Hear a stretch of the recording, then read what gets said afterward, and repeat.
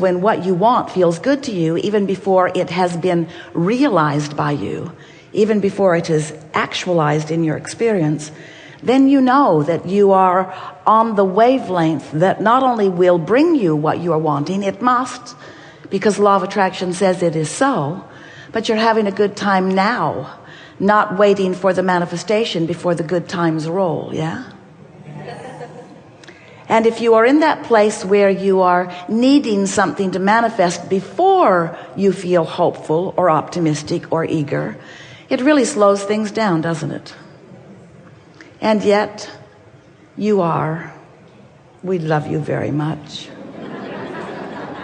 hooked on manifestation, aren't you? You like that tangible, lickable, seeable, hearable. You like that stuff. And we like you to like it because, after all, you are in these magnificent bodies. You are out here on the leading edge. You are bringing all that we all are forward into the newest manifestations. And the manifestations are the leading most part of creation. They are. You're not here proving some sort of worthiness in order to go sit on a cloud with us later. We don't sit on clouds, by the way. We romp with you through the woods. We sail with you on your boats and fly with you on your planes and walk with you on your paths and eat your meals with you. We sing your songs with you and paint your paintings with you and write your books with you and read your books with you. We play with your dogs and theirs. A lot of dogs here.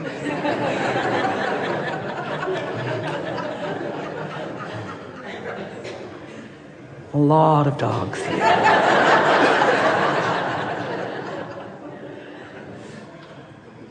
Are you appreciating the contrast that helps you to focus your desire into being? That's the most significant question, and we are sad that you lied just now, but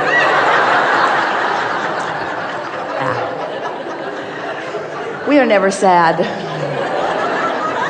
But you did lie. But that is a very good goal for you, to come to the place where you are enjoying the variety for the choices that it helps to formulate within you. It's a really good thing when you realize that you are the creator of your own reality, and that the reality that you are creating is born within you first, the first step of it, in variety or contrast. The word variety sounds better to you than the word contrast, doesn't it? Variety, a plethora of delightful things from which I can choose. But contrast is also that plethora of delightful things from which you can choose. Because you would not know what you wanted if you did not know what you do not want. It really is that simple. You just don't need to get so carried away in the holding yourself apart from it that your desire moves into that stronger place of fretful yearning. We like your desire to feel fresh. We like you to feel eager about it. We like you to know that the creation of a button or a castle is equal in this vibrational universe in which we are all living. It's just a matter of focus. So when you get it, that you are the focuser of your reality into beingness, and that part of that focus is choice, and part of that choice is contrast or variety. When you come to realize that, just like when you are at your food buffet, where no one, not lately anyway, is forcing things onto your plate. No one is making you choose specific things. You're just choosing because life has shown you what you prefer. And so that is the way we see this contrast that you're, started to say, engulfed in, but that sounds like it's a little bit oppressive. And sometimes you feel oppressed by the variety. But the better you get at focusing, the less oppressive the variety will feel. Because you can focus your variety into piles of really delightful, sort of delightful, and only delightful. In other words, you do not have to run the gamut of horrible to wonderful. Your choices will clarify the more you focus in the direction of what is wanted. So if you have a broad range of contrast, we haven't talked to you about this before, not in this way.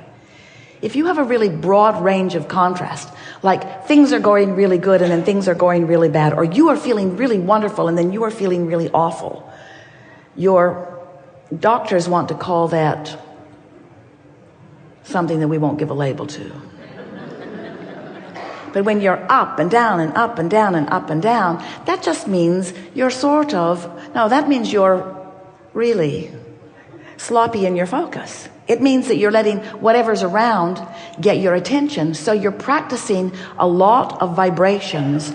And because you are practicing a lot of vibrations of wanted and unwanted, you have active within you a lot of different vibrations on a lot of different subjects.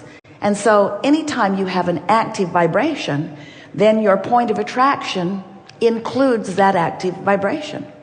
So you get some of that, and you get some of that, and you get some of that, and you get some of that, and you get some of that, and that, and that, and that, and that. But as you get better and better at caring about how you feel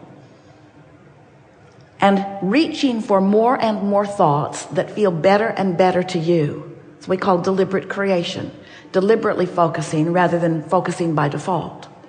Deliberately focusing on more and more things that feel better, so that you're practicing that vibration that feels good longer, steadier, so that the vibration within you does not have such a broad range. Now, law of attraction brings you the contrast within that range. Ooh, don't you like knowing that? Law of attraction is always bringing you the contrast within the range that you've been practicing. So what have you been practicing? Well, the best way to ask yourself that is, how have you been feeling? Pretty good. Well, then your range is that. Sometimes people say, well, if I could just get more of the things I want, I would feel better. You compare yourself to others. You see many others who are feeling really good, and you say, well, of course they feel good. Look at how they live. Look at how they look. Look at who they live with.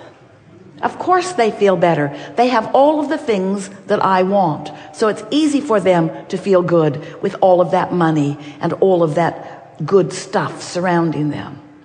And we say, we get how when you see someone living something that you want to live that you aren't living, that you would feel uncomfortable, because you're looking at the opposite of what you want. You're looking at the lack of what you want. But we want you to understand that it does not matter where you stand. You can today begin cleaning up your vibration. You can today begin feeling a little better. And as you feel a little better and feel a little better and feel a little better, that's your indicator that you are cleaning up your vibration. And by that we mean you're not introducing so many of the I know what I don't wants to the equation. It's more, I like that, I prefer that. We want you to remember that you are vibrational beings. It's hard to remember that because you're so tangible, you're so physical, you're so flesh, blood, and bony. We know. You are physical and you live in a physical world, and so you are accustomed to seeing the things that are physical in nature and calling it your reality. And we call it your reality too, but there is a vibrational reality that is at the basis of all of the tangible, manifested, realized reality. And that reality is the reality that we want you to begin to give your attention to. Because if you can get out ahead of the manifestation by focusing upon the vibration that is the precursor to all manifestation, now not only will you have a more joyful romp through life experience, but you will have more deliberate control of what does manifest. Now, we're really not too excited about helping you control your manifestations, in the sense that we really don't want you to measure them and catalog them and pigeonhole them and try to understand your world from the framework of the manifestations. It's what almost everybody you know is doing. You're comparing your stuff to each other. And while that is certainly a natural process, it slows you way, way, way, way down.